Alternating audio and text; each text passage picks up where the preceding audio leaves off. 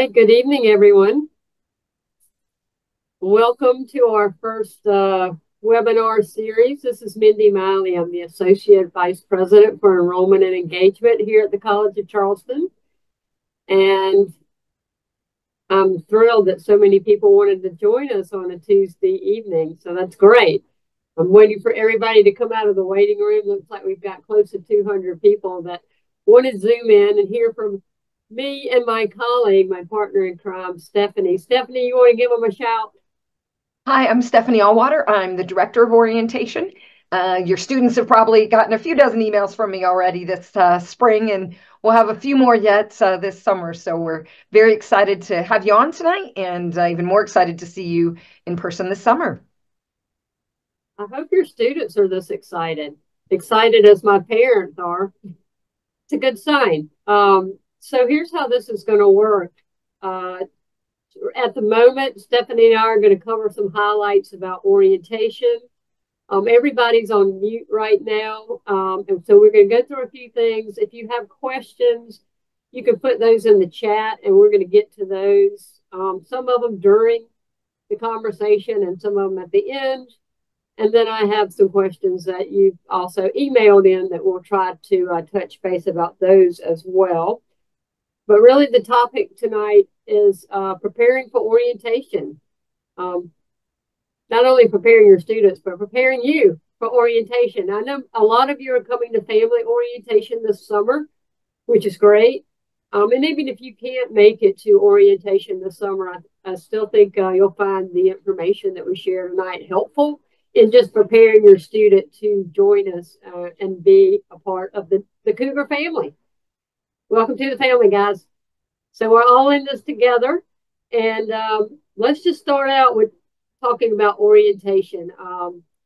New student programs, which is where Stephanie and I both work. We've been involved in orientation programs together for like the last, I don't know, Steph, 18 years. A long time. We've Yeah. seen many classes come through and survive and graduate, which is the ultimate goal. But summer is our time. It's our favorite time of year. It's like Christmas morning, pretty much every day of the week, all during the summer. So it's a fun event for us, but we also know it's fun for us, but sometimes it's also a little nervous anxiety for our students and for our new students and parents. So I'm glad you're joining us tonight because you'll get to know us and a little bit about what's going to happen this summer.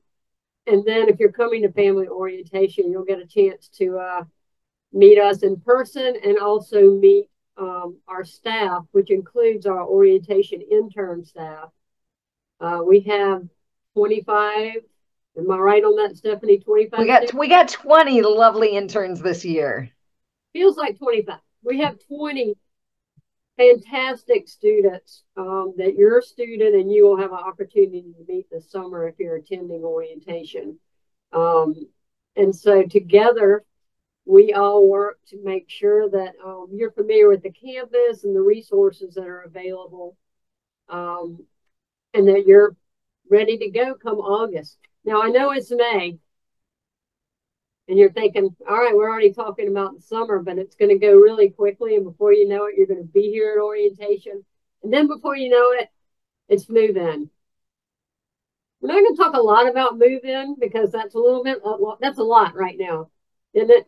Like August move in. But we're going to have a webinar in August the 5th. It's a Monday that we're going to talk about starting classes and move in. Our second webinar is also about advising and what happens at course registration during orientation. So tonight, we're just focusing on orientation, and I'm going to let Stephanie talk a little bit about just in general where to find the orientation information that you need to know. I know probably most of you registered already, but I'm going to let her share just some housekeeping details related to orientation. Thanks so much. So, you'll find a lot of information on our orientation website, a checklist of things to do before you come to orientation. We will email you and your student about 2 weeks before with details of where check-in is and what to bring and where those lists are. So in terms of, knowing that all right now check-in is between 7:30 and 8:15 on the first day for freshman and transfer orientation. For our freshmen, the first day ends between 6:30 and 7. We got a fun celebration at the end of the day, a must-go-to, really great time that we're going to have at the end of the first day. And then the second day for freshman orientation starts between 7:30 and 8:15, depending on your student's schedule, and ends between 2 and 3 p.m. with a really fun info fair DJ, kind of another great way to end another fun day that we'll have with orientation. So in terms of planning, if you need to leave at 2 o'clock because you need to catch a plane or you need to head out, that is fine. The info fair is a small version of the much larger one that will occur once school starts. So don't feel like, we have to stay, but if you can stay, check out some of our student groups and offices, get to ask any last minute questions. We'll be here for that. So just know that's the timing. Now for transfers, you have a 1-day program and you'll get done between 3 and 4 o'clock on that first day. So just so you kind of know, you're planning for that day. It's a lot of information for that day. We're going to go ahead and tell you that now. That's why we try to have some fun at the end of the day, because we know we're sharing a lot of info within those 2 days. You and your student will be separate in the morning. In the afternoon, you can go to sessions together or separately. And then on the second day, you're doing separate programming for students and families. We'll have more details up of what the exact schedule is. May vary a little at each session depending on what group is there, but the main sort of backbone of the schedule we'll have up on our website on June 1st, so people can go through and kind of get an idea of what's going on and what they'll be. Your student gets a personalized schedule. So when you look at that schedule, you may see where it says, well, you may, be going to your advising appointment at any of these 3 times. When they check in that morning, your student will see what all those specific parts of their schedule are in regards to the orientation program. Let's see. I see a few questions. When is orientation? We have a lot of dates in the summer. So again, refer to our website because it will have all the dates. Now, some of them are closed. We have a limit to how many students we can have based on the number of academic advisories we have, based on our space. And so there are some dates that already are closed, but all of our July dates are open in regards to getting to orientation. So the deadline to register for orientation is Thursday. Really needed to have it done by Thursday. You probably got some lovely reminder emails with me today. So in terms of that. Let's see, with parents register for orientation, what is in store for them? A lot of info, a lot of fun times with Mindy. That's what you're going to have if you come to orientation. Mindy's working with the families, I'm working with the students, and so you will get to hear from campus offices that your student is also hearing from, but how you can be that mentor and that coach for them while they're here in college. And so those resources too, and have that information to share with them, from financial aid, study abroad, academic advising, academic tutoring, public safety, financial aid. Oh my gosh, I was just working on the schedule today. Lots of offices, counseling, career center to talk to you and give you the information you need to help you be the best coach that you can for your student. We have a great family calendar for you. I think you'll find it real helpful with deadlines and dates, and then some information about a lot of our campus offices. So like I said, we know it's a lot of info, so we want to give you resources that you can go back and share and be able to use. Well, I do want to address, what do you want me to, I can't see them all. They've been coming through quick. So if you want to, yes, you guys have a lot of questions, which is exciting. And yes, so we want to make sure we get them all and not go too fast so everybody's getting all the information. When you guys check in for orientation, your student will get a schedule, an orientation schedule. It'll be specific to them. And then it will also have a advising and registration appointment time on there. So when they leave orientation, they'll have a fall class schedule. Don't panic. They can make changes to that schedule throughout the summer and throughout drop add. So it's a pretty fluid process. You as families will also get a family orientation schedule.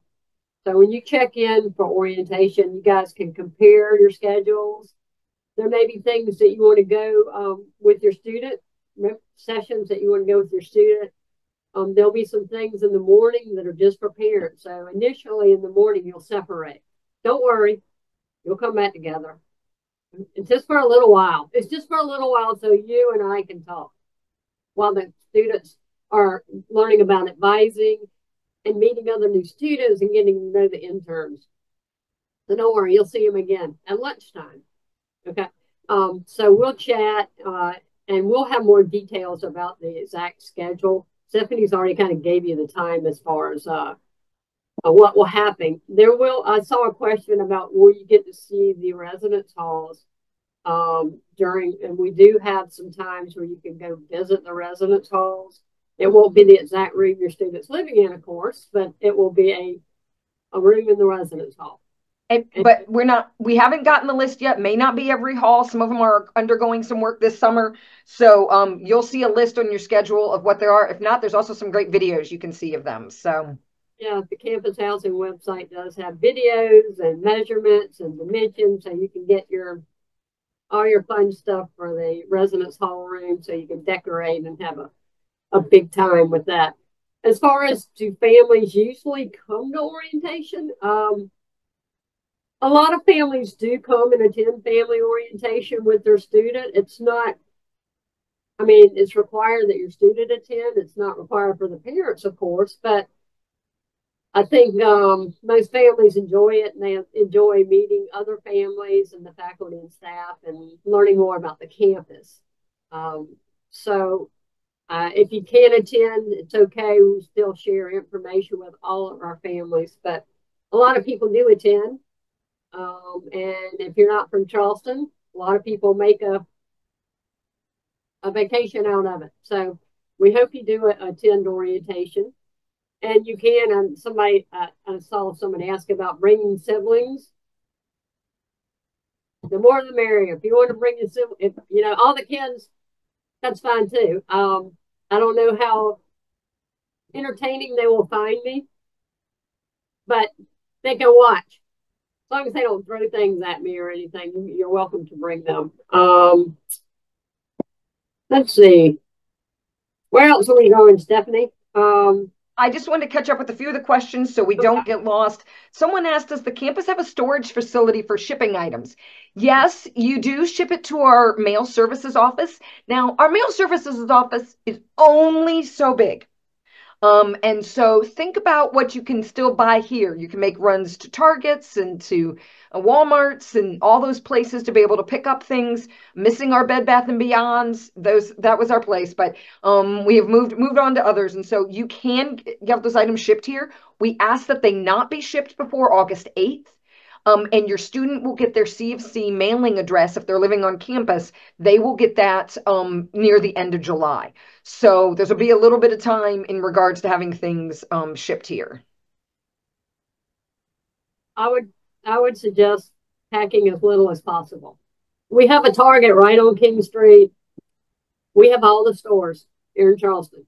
When you get here, see what everybody else has in the suite, and then strategically buy what you need.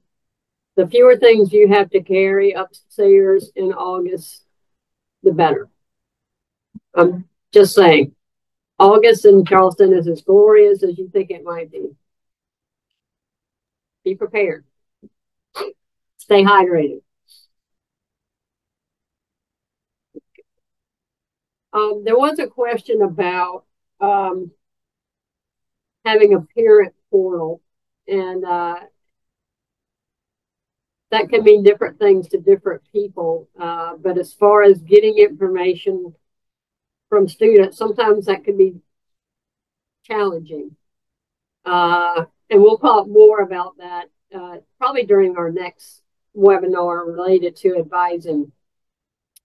But once your student is registered for classes, which they do at orientation, your student would be able to go into My Portal. Now, My Portal is the name of the student's portal. It's a very creative name. It's called My Portal. Students log in. They do everything in My Portal, including registration. Your student can log into My Portal and give you, as families, parents, guardians, what's called proxy access. Proxy access gives you information about their course schedule, their financial aid. And I know What you really want, you want to know about their grades. It's going to give you information about midterm and final grades, not all of their test scores, their midterm and final grades. So if your student wanted to give you that information, which I'm sure you can negotiate that with your student, um, they can, and you can have proxy access so you can get information. So I did want to mention that because I know parents are wondering about that. We also have something else called the CFC Parent and Family Experience. It's also a type of portal where we share information with families. Many of you are already subscribed to this. These are the newsletters that you may receive weekly or bi-weekly. And it's a lot of information related to orientation and various other topics. In most cases, if you're coming to family orientation, we've already subscribed to. If you're like, I have no idea what you're talking about, Stephanie can put our email parents at COFC, which stands for College of Charleston, parents at cfc.edu, and we'll subscribe you. Stephanie and I put a lot of information out there. A lot of information right now is dealing with orientation and getting prepared for that. But I encourage you to stay up to date with that. It'll drive your student crazy because you'll know about things before, even though we've told your student multiple times, you'll be in the know. And they'll be like, how do you know all this information? And you'll be like, I'm your mom, I'm your dad. Of course I know. We share, all the information to get you prepared. And so you can remind your student to, do certain things, meet certain deadlines. You can give them that nudge. That would be helpful for us if you nudge them. So I encourage you can use the portal, that parent portal, throughout their time at CFC, throughout their 1 to 4 years that they're here, and join different communities. So we'll talk about that at each of our webinars. But I did want you to know that we'll keep you as parents and guardians informed. There's some questions about the orientation schedule and when students get advised. It depends. If they're a transfer or freshman, they'll leave orientation with a core schedule. For a freshman, in most cases, they'll be getting advised to register for their classes on the second day of orientation. So, when you get their schedule at check-in, you'll be able to look at that schedule. It's like, okay, your appointment's at, whatever time on day 2. The times vary depending on how many students and what they're majoring in and all kind of fun stuff. All right, Stephanie, what else have we got here? What will we need? What will we need for orientation? Well, yeah. So, we have a list on things to bring. Students want to make sure they know their login and password for their My Portal account. A lot of them, we have it on our phones. They've got it already tied into their laptops, but they'll be working on different computers. So make sure they have that. For everyone, bring a sweater. We like to AC. It might be hot outside, but we love our AC inside. So always good to have a sweatshirt or a sweater with you, something to take some notes with. So if students have a question, they've got some little room on their schedule and do those things. But that is, the things to bring with them. A real open attitude to come meet new people and be ready to, learn a lot and meet a lot of new people. That can be sometimes like, whoa, new people, what is this? I was with my same friends from kindergarten to 12th grade, sort of when I was back in school. So college was a bit like, wow, what is this? I haven't done this, meet the new people thing in a while. But the orientation interns are there to help with that. And students just have a really great attitude about, hey, let's check this all out. Let's see what this is all about and go to all the things. So there was a few questions I wanted to bring up. One that's kind of a little longer to type. Oh boy, trying to keep up with these messages, guys. Sorry. Hurricanes. So we will take care of your student. If there is a storm headed this way, we usually have a good bit of notice. If we do have to have students leave campus, a lot of times they've left with friends, new roommates, to get off the coast. If they don't have any way to transport themselves, then the college does arrange for that. And there's an emergency information form that we'll talk about at orientation that we'll need students to fill out to see if they would need assistance or not.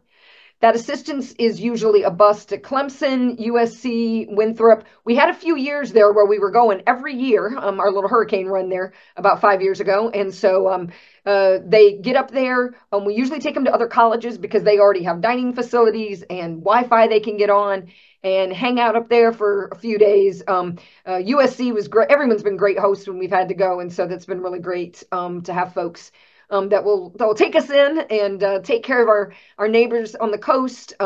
So no student left behind. Everyone's taken care of. And we'll talk a little more about that emergency information form when we come to orientation. Let's see. Okay. Move-in date. So move-in, if you're attending orientation in June and July, your move-in date is either August 16th or 17th. Your student in late July will be able to go in and pick the move-in date and time. They don't let roommates move in at the same time. You might be like, oh, why? That would be fun. No, it won't. All of you do not want to be in that enclosed place trying to move in at the same time. They'll let suite mates do it, but not roommates in regards to the move-in.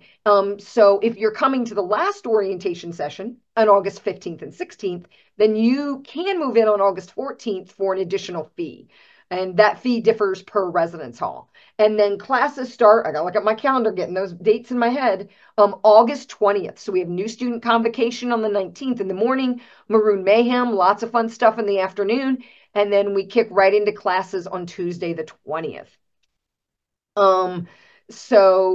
That's just some of the, let me see, any more questions we took in. Move-in dates. Family does need to register for orientation. Your student would have done that when they registered. They can go back in where their confirmation is and see how many family members they've registered. And if they haven't registered you and you want to come along, you would just email our email address, which I'm putting in the chat right now, which is orientat@cfc.edu.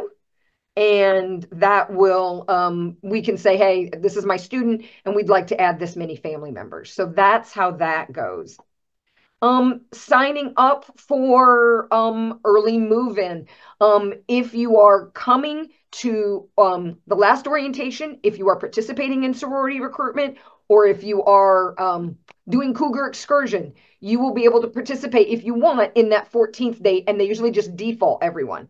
If you think you need to move in on the 14th because of other reasons, you would contact campus housing and you see if they will allow you to be part of the crew that moves in early.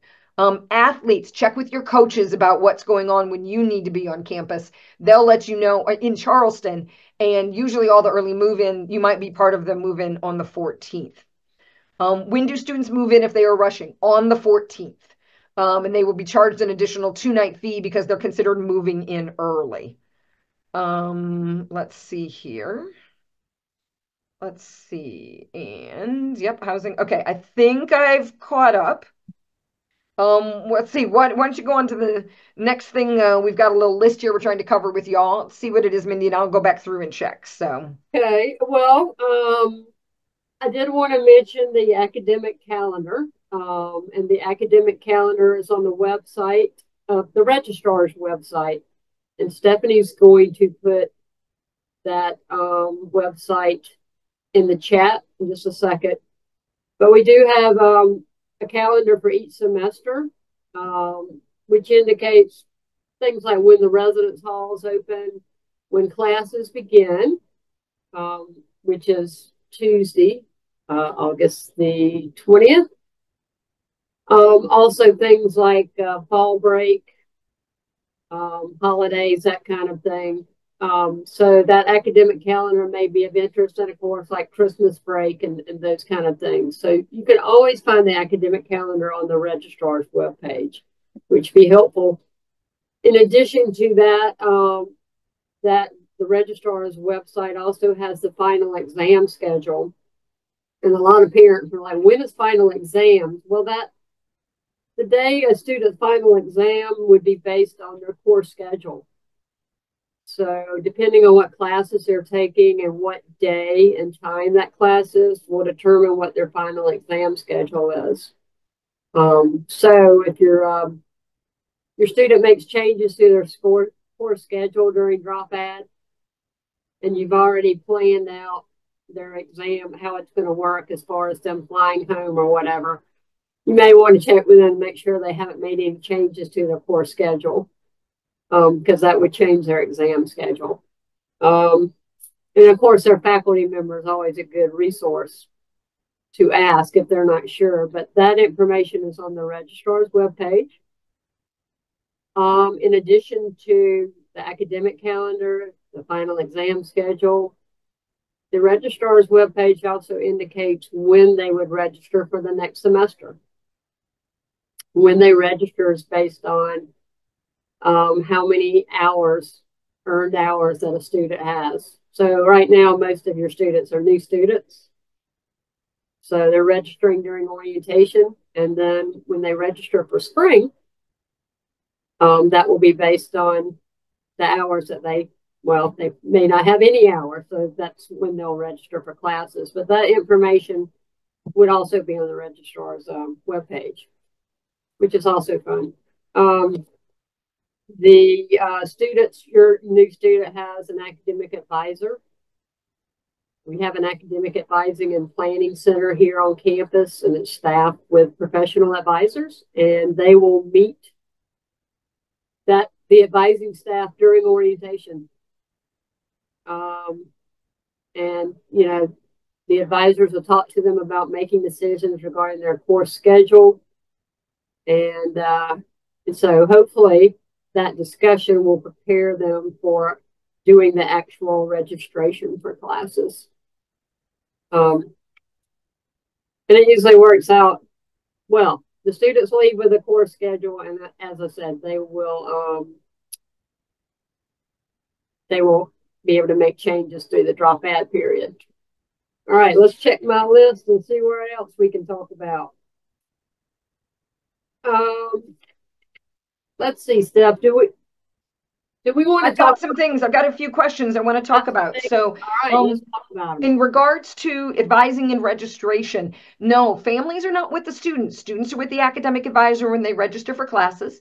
If after they're done, if you have questions about what they registered for, the advisors are back in the office at the end of day 2, and parents and students can stop in there if families got a question about what the student registered for, what they're taking. So the students, when they get advised and when they register, they have academic advisors with them.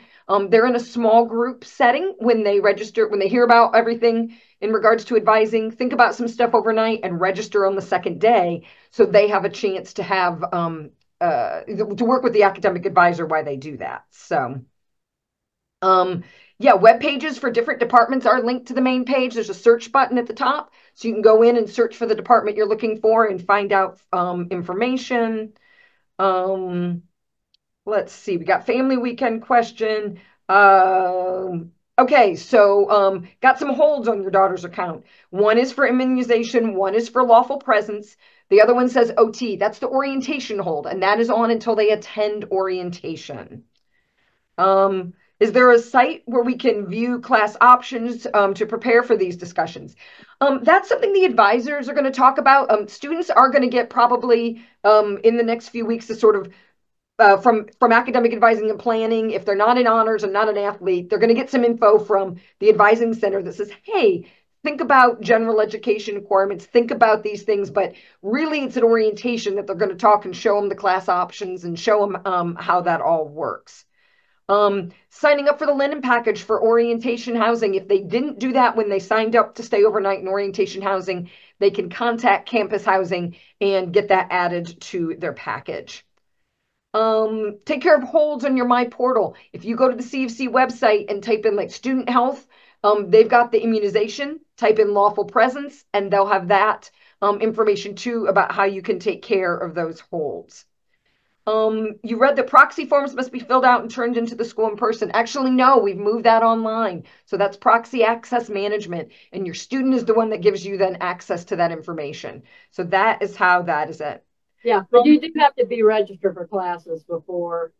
I know all you are trying to get proxy access right now, right? Just wait until they register for classes. Once they have a course schedule, then your student can get in the portal and give you access to all of that information. So you don't need to sign up for it tonight because there's nothing to see yet, but soon, but very soon. Let's see. Can you meet with a financial advisor if you're talking someone from the financial aid office? Yep, they're available 8:30 to 5 on both the days you're here for orientation. Let's see. So when will they get information about the July 25th virtual session? They should plan to be available from 10 a.m. to 4 p.m. that day. It will start at 10, may not go to 4, but we just want to leave everyone that time. And they should get information about that about a week before, the Zoom link and everything. And then we will send them like the day before that Zoom link, because if not, it gets lost in the email. But they should plan from a 10 a.m. to a 4 p.m. Piece. If they're looking at a double major, should they talk to an advisor about before orientation? Nope. Advisors can talk about all the majors with them and get them all taken care of. So double majors, minors, all those goodies, the advisors can help them with all that. Again, if they're attending the August session, they're going to do a virtual advising and registration day on July 25th. Let's see. To student health. No. So if you go on the student health website, they're going to have the instructions on how you upload all of the vaccination information into the health portal. So no emailing to us, no emailing to student health. Go to the student health website, check out the immunization section, scroll down the page, and they've got all the instructions. AP scores. Yes, for you June kids, we'll have a few challenges with that. So what the advisors ask the student is, how do you think you did on the AP? They advise them and they register accordingly. And when the AP scores come in, if they didn't do as well as they thought, then they can go in and make adjustments, and the advisor will have given them some notes in regards to, what they need to adjust for. If there still holds, can the student register at orientation? Sorry, no. So we need to get that student health and that lawful presence taken care of. Again, the orientation hold will be on until they attend orientation. But the student health and the lawful presence need to be taken care of before, or they won't be able to register for classes. If you're I wanted to mention something too, it's a lot of information. So it's like, whoa, what? Your student, we're emailing your student. Like, that is our primary way of communicating. And as parents, I love it because you guys read the emails we send and act on them, which is great. But, now your student gets a lot of information from financial aid and the treasurer's office. So if you could encourage them to check their College of Charleston email, that would be very helpful, because we're sharing all of this information that we're covering. We're sharing with your student. They may or may not share it with you, but encourage them to check that, because we're sending that stuff through the summer. Then when they get here in the fall, that is how their faculty member is going to be communicating with them. That's how financial aid will continue to communicate with them, the treasurer's office, and all of that kind of thing. So email is critical, and sometimes students, we're not going to usually text them and that kind of thing. We, email is the way we go with that. So encourage them to check that out. I also wanted to mention about parking. If you don't have to have a car in Charleston, if I didn't have to have a car in Charleston, I wouldn't. But parking is at a premium at the campus. And really, the campus is very walkable. So they're not going to need a car really to get to class. So if you have a first-year student, they can't have parking until they reach at least 60 hours. And there are some alternative parking sites available. I put the parking website in the chat. So they have some like private parking lots that are available near the campus. So that might be an option. I also wanted to mention that we have what's called CARTA. It's CARTA. It's our bus service here, which can get you around the Charleston area. And it's free. If your student has their ID, which is called a Cougar card, and they'll get that at orientation, they can ride that CARTA bus free, and it will get them to where they need to go. The CARTA transportation service has a schedule, and They can go online and see what that schedule is, and it will take them all over Charleston for free. So I would encourage them to learn about the bus system. Could be very helpful. Some students do bring bicycles. It's not really necessary to get to class, but some students just like to ride their bike, and they can certainly do that. But again, it might not be something that you need to pack. It might be something that you might want to see how it goes and see if your student needs a bike once they get here. But we do have like a bike auction at the beginning of the year.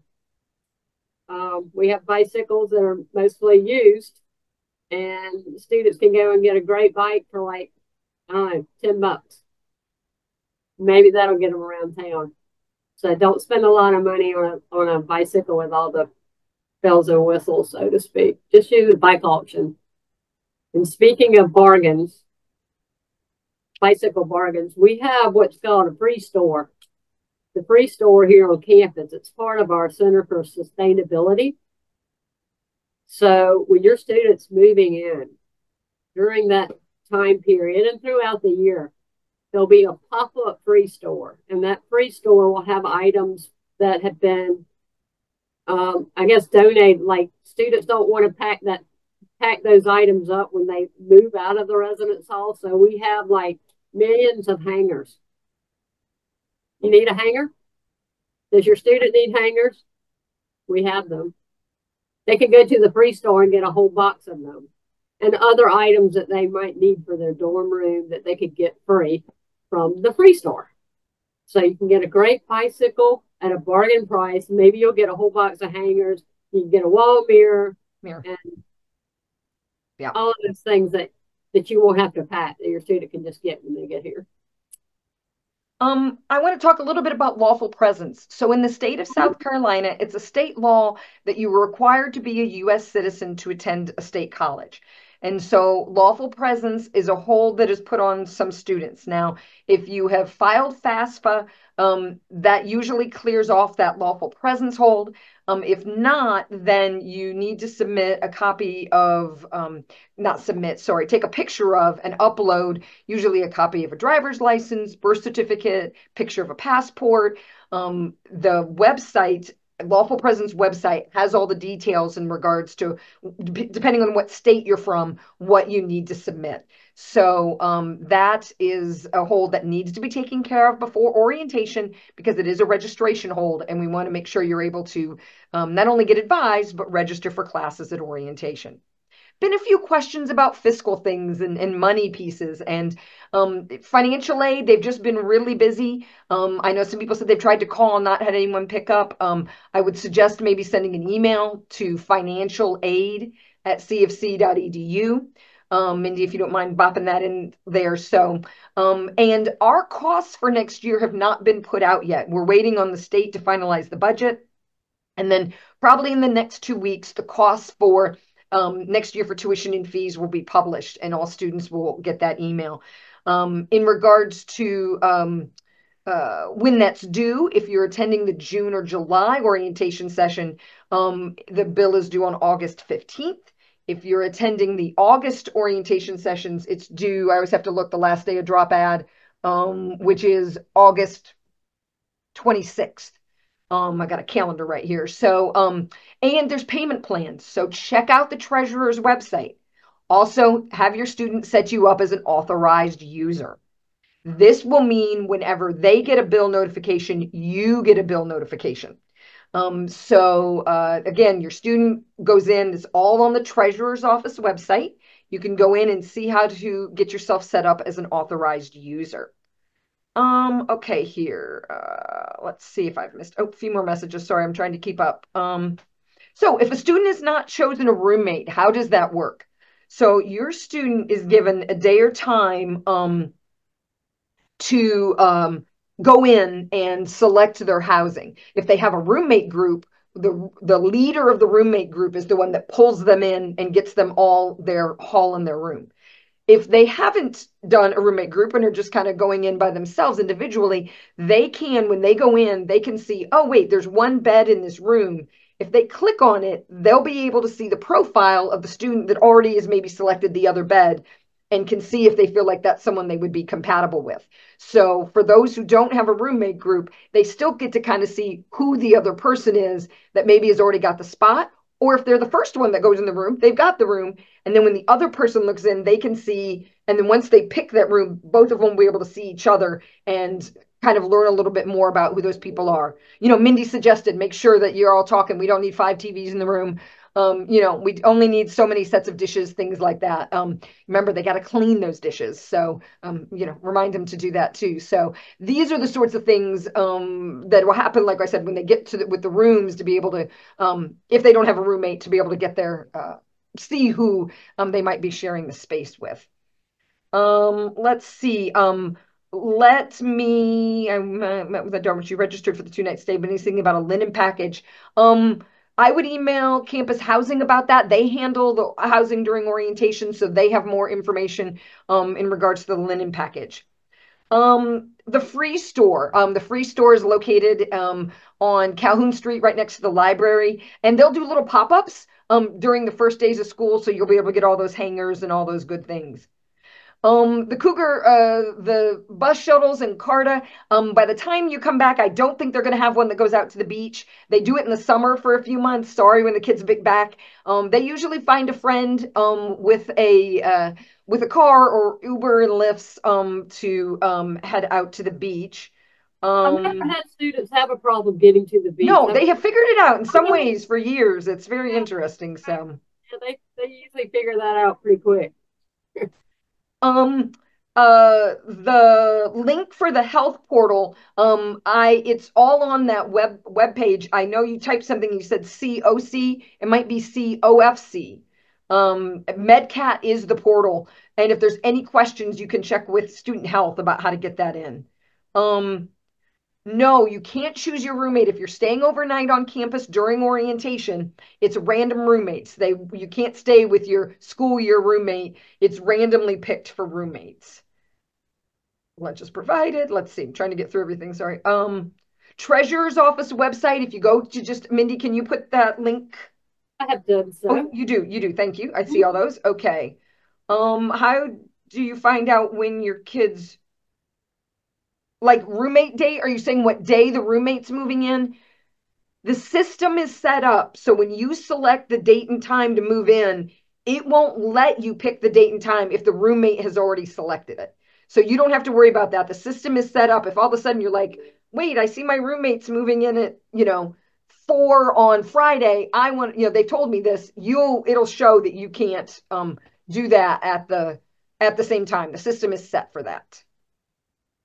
Where on the portal can you find, when does housing selection begin? Housing selection is going to begin the first week in July.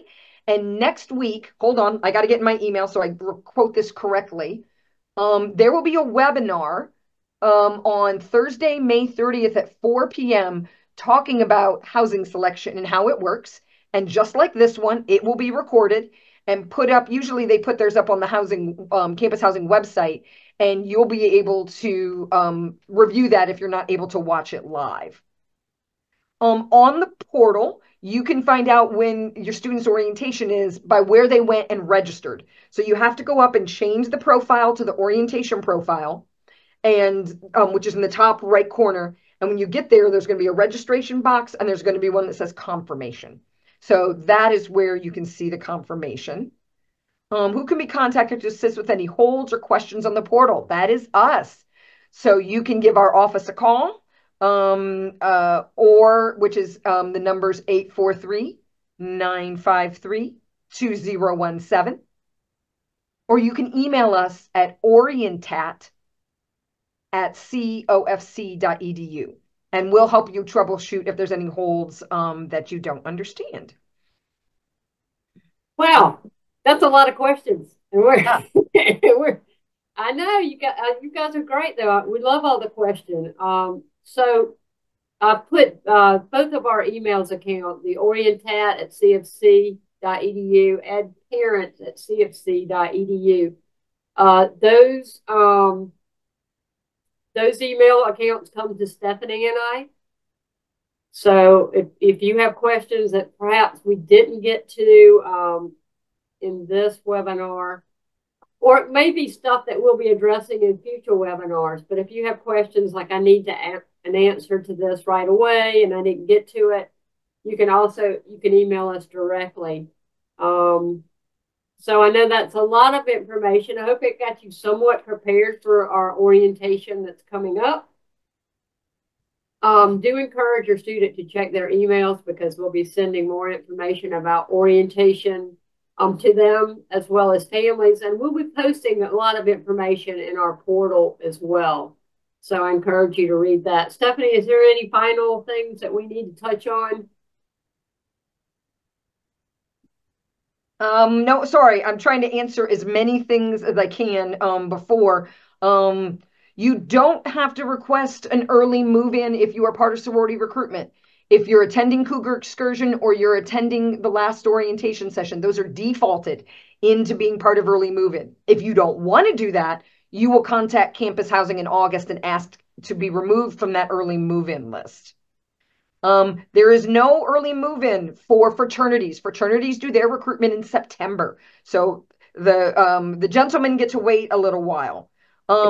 Sorry, housing selection is early June. Sorry if I typed July, trying to do fast here. What we're going to do with this chat or this webinar is we're going to put it up on our YouTube site. I'll put the link on our on the orientation website under the resources section, and I'm going to try to clean up this chat.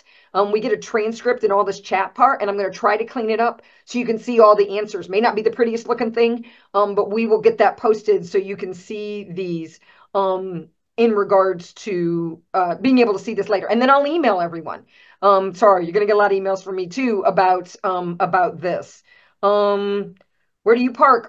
When you park on move-in day, we'll go over this all at orientation, the whole process of move-in, and they have parking vouchers for 2 hours of free parking that you each have a different lot you go to based on the residence hall your student is moving into. We do have some hotel discounts. It's under the travel section of our website, of the orientation website. Look under travel, and we've got some discounts. If we need to leave early in the second, we cannot set a specific registration time for students. We can't say we're doing this one, this person this time, and this person that time. So we do ask that you make your travel plans that you're leaving after 2 p.m. Laptops, computers.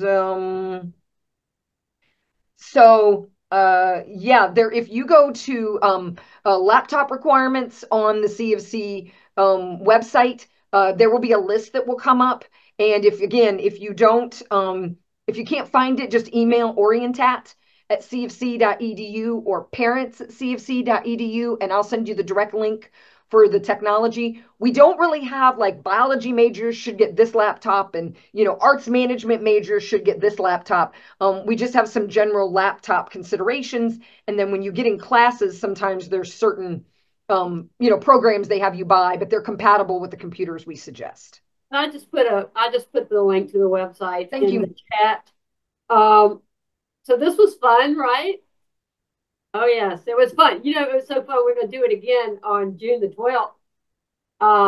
It's going to be Stephanie and I, and we have the director of the advising center.